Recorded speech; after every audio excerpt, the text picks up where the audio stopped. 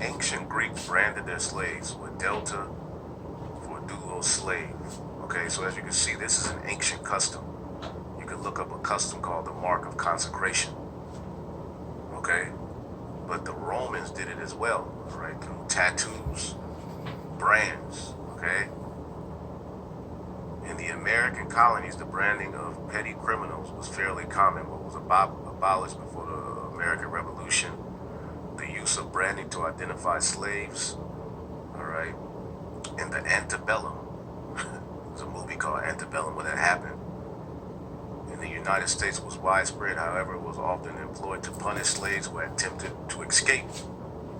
Okay, Frederick Douglass described this process in chilling detail. So as you can see, this is a custom that goes back to not only Egypt, the Greeks did it, the Romans did it, okay? In Rome, it was a tattoo.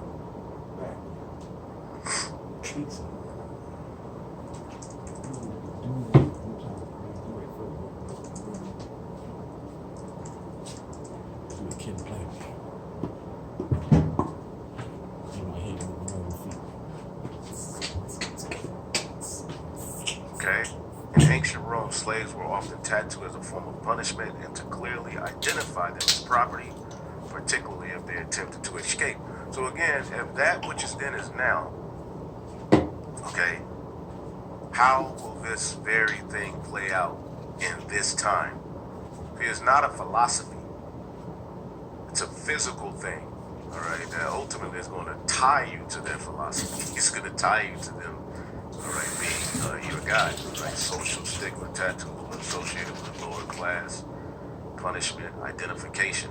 The primary reason was to identify a slave, okay? So again, this ancient system, all right, that John the Revelator, it was around during John's time as a form of, branding, as a form of tattooing, okay? John is seeing in a future tense, through the end of this beast system, okay, the very same kind of system, all right, but it will be associated with miracles. And what do we see today? Okay, as a matter of fact, I think I had a video. One second here.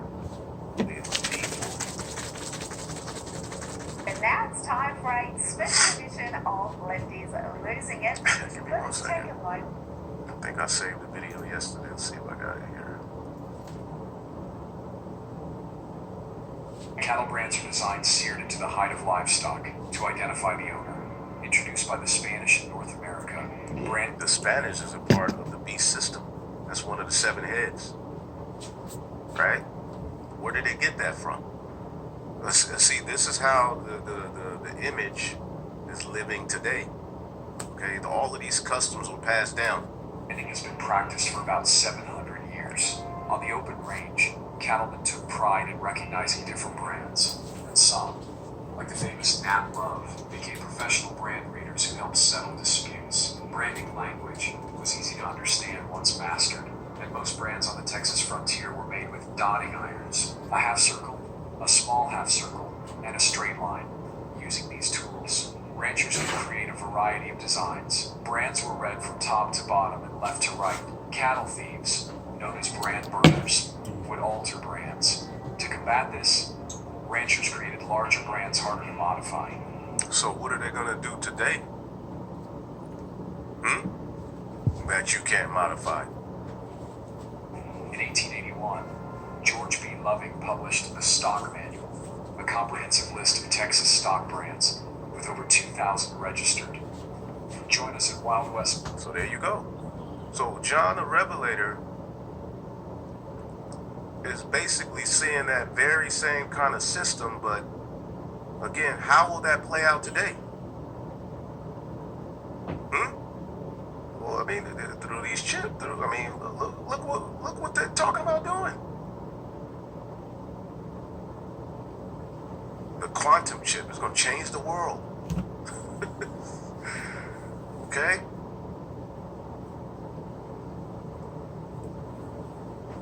And people are all about it.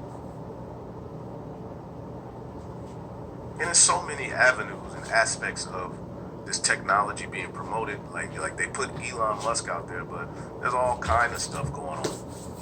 Google is transforming the landscape of computing with its new quantum chip called Willow. This innovation indicates a new era of speed and efficiency. And they're gonna merge all of this with man. Okay?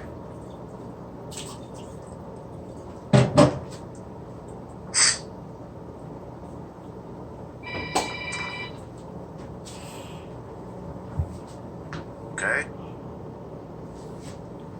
Will humans evolve into something smarter?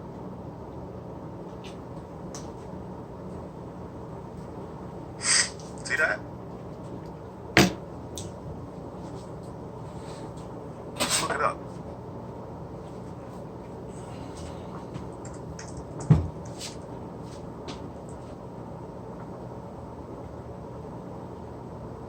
A belief or theory that the human race can evolve beyond its current physical and mental limitations by the means of science and technology. This is not medical information, man. We're just in the news. The beast, the image, and the mark, goddammit. All right. Let's just type in merging with machine. Okay, the merging of humans and machines is the integration of human machine and machine functions, or the view of the human machine system as a single entity. Brain controlled implants. All right, they have the brain interface. AI. Neuralink, merging man with machine. So again, go back here. What is John the Revelator talking about as he sees this? Okay? Charagma. All right, and this letter was written to the 7 churches, all right, which both of the followers that will read these letters, all right, knew and understood, all right, the Koine Greek. So this letter was written, all right, to the churches, man, the Israelites who were scattered throughout these particular regions, and ultimately that speaks to us, as Yahweh Shai told us, okay, that ultimately the church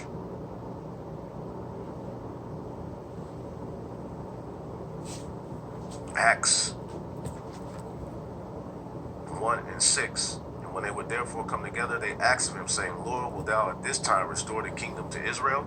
And he said, it is not for you to know the times and seasons which the Father hath put in his own power, but ye shall receive power after that the Holy Spirit has come upon you, and ye shall be witnesses unto me in Jerusalem, in Judea, and in Samaria, and unto the uttermost part of the earth. Because the church, all right, will be raised up here in Babylon the Great, all right, where the Great Awakening would take place, the Valley of Dry Bones. This will be the main, all right, area of the Great Awakening, as well as the various different places where we're scattered. But the word is eschatos, uttermost part, extreme, last in place or in time, last in a series of places. Our final captivity lasts in the temporal succession, referring to time, uttermost part, end of the earth, America, of rank, grade of worth, the lowest, and this is the lowest of all of the captivities. No. Okay? And ultimately in end time prophecy, okay, the church will be raised up, and we will go into these very letters, you see that, and break these things down. John the Revelator didn't know what was going on. He just received a vision. But see, as you can see here, a stamp is a badge of servitude. What is a badge of servitude?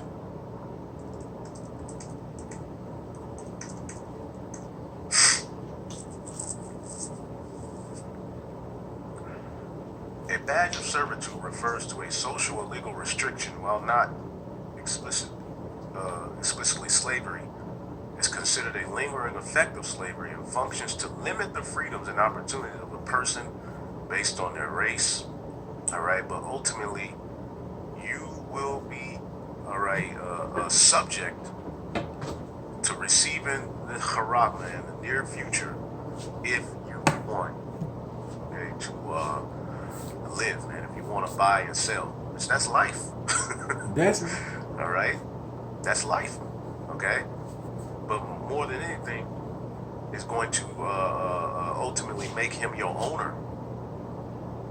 So he calls it all, both small and great, rich and poor, free and bond, to receive a mark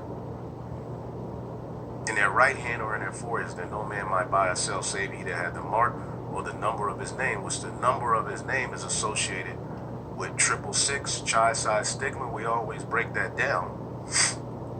Okay? But the end-all, be-all stigma is a mark pricked or branded on the body to ancient Oriental usage. Slaves and soldiers bore the name stamp or the stamp of their master or commander, branded or pricked, cut into their bodies to indicate what master or general they belonged to. And there were even some devotees who stamped themselves in this way with the token to their gods. A scar of service. Okay? So how is this going to play out today? So now we know what the beast is, we understand the image, and we know what the mark is, which these are three things that must be identified and broken down. Okay? And if you ultimately take this mark, you are putting his name on you. You are entering into a covenant, which the word covenant means to cut. Agreement with this man and acknowledging him as your God. All right? So we're going to leave that there. Hopefully y'all are edified. I got to roll. Shalom. okay. That was from the channel, as you can see here, Remnant Save 144. And as always, we give you some video channels from my elders who take past and present events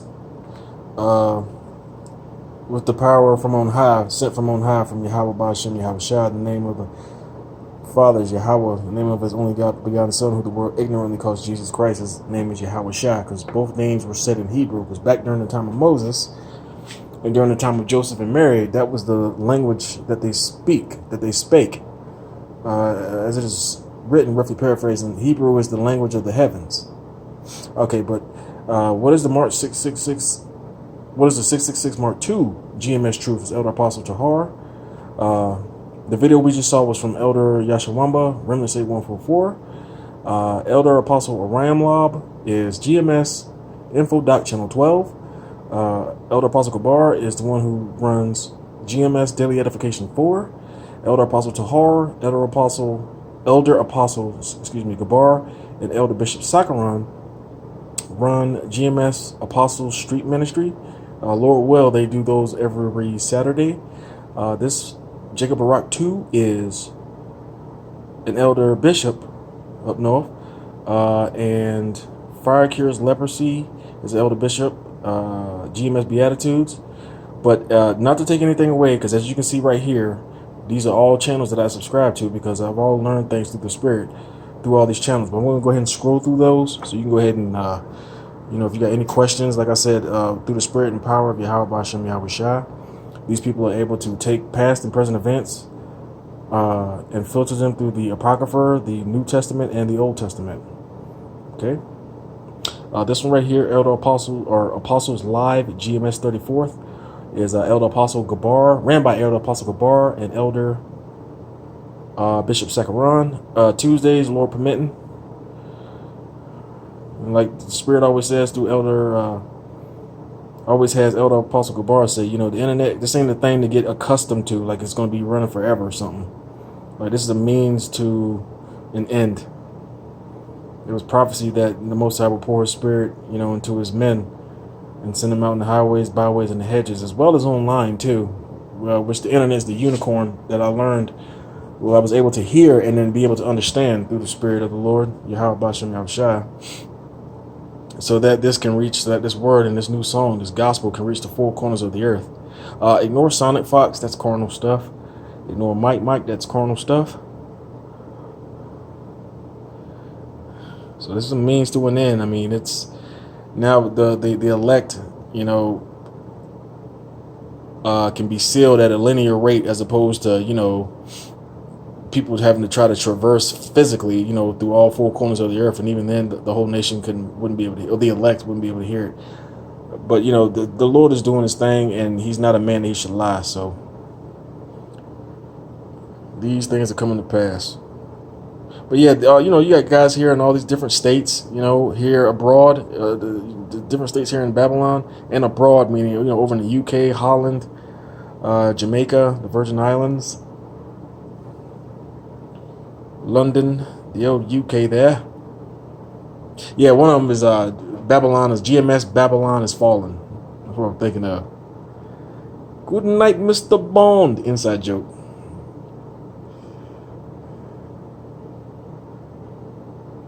And this guy right here, see where my thumb is?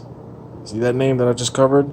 And his last name? Watch that guy. Because like I said in part 2 of this series, he's not going to be able to be out in public like that. But the things that he stands for is the exact same thing that you see and heard about in Georgia Guidestones. Like in the interview with Aaron Russo, with one of the Rothschilds. What else?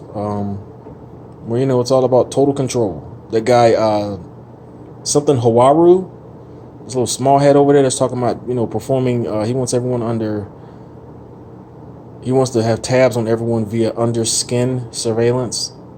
I think it was David Hararu. If not, forgive me for that. I'm sorry. His last name was like Hararu. I don't know if his first name was David, and I might be thinking about David Rothschild, but, or something like, it starts with a Y, I think.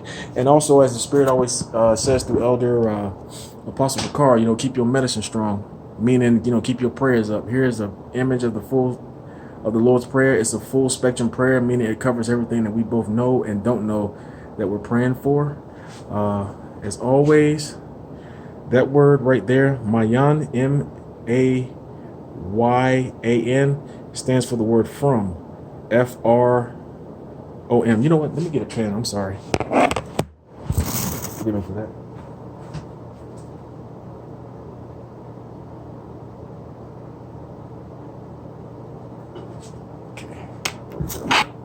Should be a bit easier to make out now. As you can see, that's the word from. And don't forget, we read from, in the Hebrew, the way we really read is from right to left, not from left to right like we do here in Babylon, like what we were taught. The first letters, these symbols, is the way we used to write it, and it's how you write it in ancient Hebrew. This second column here has the word of how we pronounce it, and then this third column shows what it means in English. Okay, it's a full spectrum prayer, and once again, here's a sign of the 12 tribes of Israel. When the Lord is coming to gather the elect of the nation of Israel, not the whole nation will make it.